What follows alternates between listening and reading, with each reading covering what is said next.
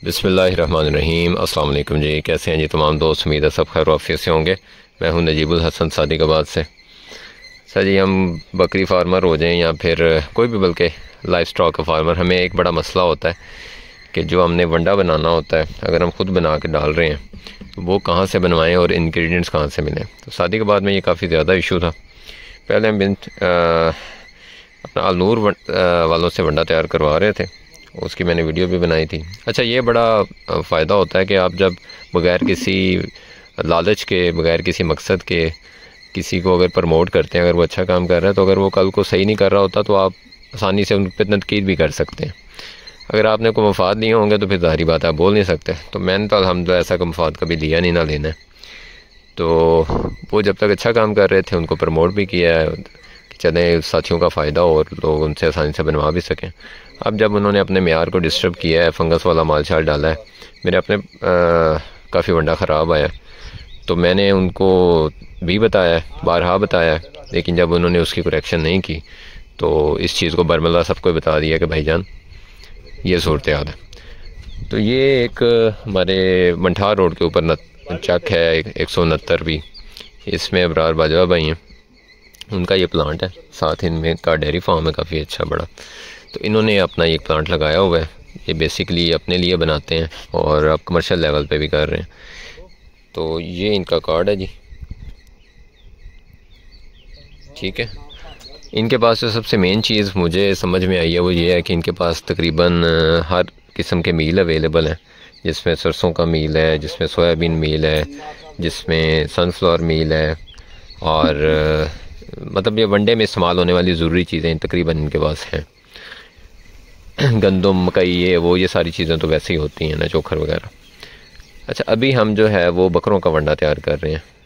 तो बकरों के वंडे में जो फैटनिंग वाले बकरे हैं हमारे पास, उसमें सबसे पहले ये हमने मिनरल ऐड किया है, उसके बाद ये यीस्ट डाल रहे हैं। ये तकरीबन 400 kg वंडा है और जिसमें तकरीबन 4 किलो हमने मिनरल ऐड किया है, सॉरी 5 किलो। इसमें आधा किलो यीस्ट ऐड किया है। इसमें ये तकरीबन 4 किलो ही DCP जा रहा है। उसके बाद 8 किलो इसमें बाईपास फ़ैट है। बाईपास फ़ैट जो है ये 84% है, ठीक है। ये आपने जब फैटनिंग वाले जानवर को डालना है तो 84% वाला डालना है। जब आपने डेयरी जानवर को डालना है यानी दूध वाले जानवर को तो 99% डालना है। अक्सर साथी पूछते हैं कि बाईपास फ़ैट क्या होता है। बाईपास फ़ैट आपके जो जानवर है, जैसे कि इसके नाम से ही वाज़ेह है कि ये जानवर को फ़ैट मुहैया करता है र्यूमन को बाईपास करके, यानी ये सीधा जाके उसके ब्लड में शामिल हो जाता है, बजाय कि जैसे ऑयल है तो वो जानवर के रूमिनेट में जाता है, जिसकी वजह से सम टाइम उसका हाथमा भी डिस्टर्ब होता है और ये ज़्यादा बेहतर तरीके से जानवर को फ़ैट मुहैया करता है। तो ये बाईपास फ़ैट भी चला गया, इसमें टॉक्सिन बाइंडर भी चला गया। इसमें हमने तकरीबन 2 किलो टॉक्सिन बाइंडर डाला है। तो ये एडिटिव्स हैं, ये इनका इस्तेमाल मैं कर रहा हूँ पिछले तकरीबन 2-3 माह से। लास्ट टाइम भी जो फैटनिंग की थी उसमें भी किया था। तो ये समझ आई थी कि इससे जो आपने जो वंडा दे रहे होते हैं उसकी परफॉर्मेंस काफ़ी बेहतर हो जाती है। जैसे कि यीस्ट है, ये उसके हाजमे को मज़ीद बेहतर कर देती है, तेज़ कर देती है वो खुराक के हज़म होने को। बाईपास फ़ैट है तो ये फ़ैट जो है वो ज़्यादा बेहतर तरीके से मुहैया करता है। इसलिए टॉक्सिन बाइंडर जब हम ऐड करते हैं तो वो जो वनडे में कोई टॉक्सिसिटी का अमल होता है उसको रोकता है। तो ये सारी चीज़ें जो हैं ये ज़रूरी हो जाती हैं अगर आप प्रॉपर वंडा तैयार कर रहे हैं। इसके साथ साथ हम नमक भी तकरीबन 4-5 किलो नमक भी ऐड करेंगे। इसमें हम 5% तक शीरा ऐड करेंगे और बाकी मैं आपको चीज़ें बता देता हूँ। ये जी एक चीज़ इनकी और कि ये जो दलिया बनाते हैं, इनको मैंने कहा है ये मकई का दलिया, तो इसको छानना लगता है ताकि इसमें अगर आटा वगैरह बने तो वो निकल जाए, क्योंकि आटा जो है वो आपको पता है कि बकरी के लिए नुकसानदेह है। अच्छा, इसके बाद ये आ गया जी सरसों मील। खल से जो है वो मील ज़्यादा बेहतर चीज़ होती है, इसकी ग़िज़ाइयत ज़्यादा बेहतर हो जाती है। ये सरसों का मील आ गया। फिर ये हमारे पास है, ये देखें, अब ये दलिया है, इसको छानना लगा हुआ है और ये गंदम का दलिया बन गया प्रॉपर, ठीक है जी। ये आप देख सकते हैं। इसके बाद हम इसमें डाल रहे हैं चोकर। ये चोकर आ गया। अच्छा, और इसके अलावा हम इसमें चने का छिलका भी डाल रहे हैं जो कि फ़ाइबर का एक अच्छा सोर्स है। तो वंडा ज़रा अच्छा तैयार किया जा रहा है इसमें, क्योंकि वो जो एडिटिव्स हैं एक्स्ट्रा वो भी काफ़ी महंगे होते हैं जो हमें मार्केट से लेने पड़ते हैं। तो ये लास्ट टाइम मैंने देखा था, तो ये मुझे, ये देखें अब सोयाबीन मील डाल रहे हैं, ये भी तकरीबन 250 रुपये किलो है। तो ये हम 5% इस्तेमाल करते हैं।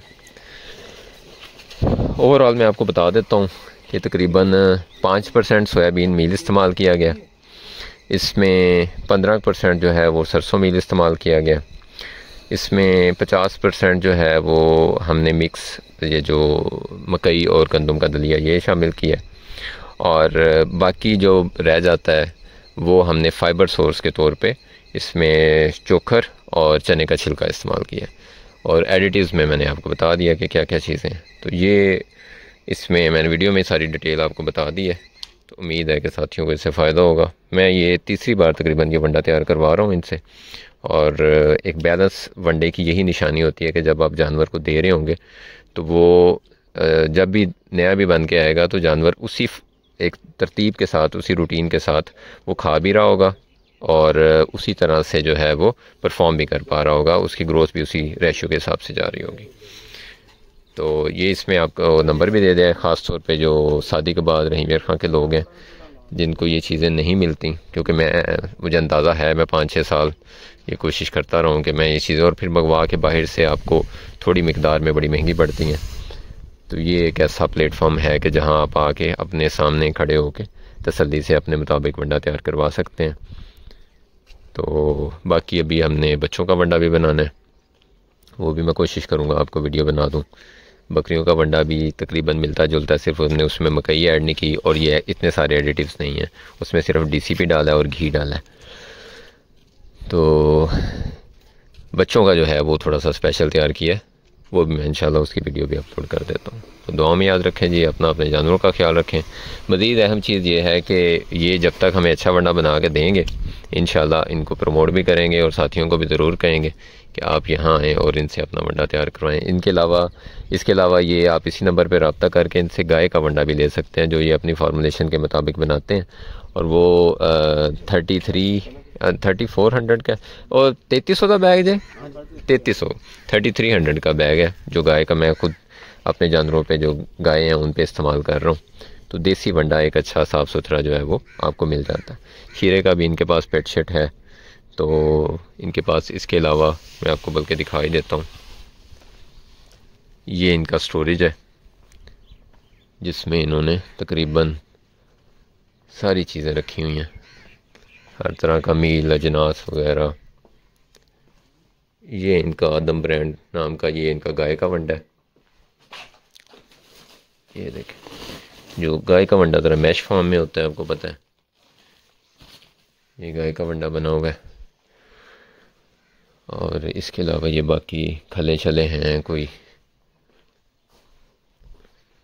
तो मुझे जो सबसे ज़्यादा तसल्ली बख्श चीज़ लगी है वो ये कि क्योंकि इनका अपना काफ़ी बड़ा डेयरी फार्म है साथ, तो ये बेसिकली ये सारा सामान जो लेके आते हैं ये अच्छे ग्रेड का लेके आते हैं, क्योंकि इन्होंने वो अपने जानवरों को भी वही इस्तेमाल करना होता है।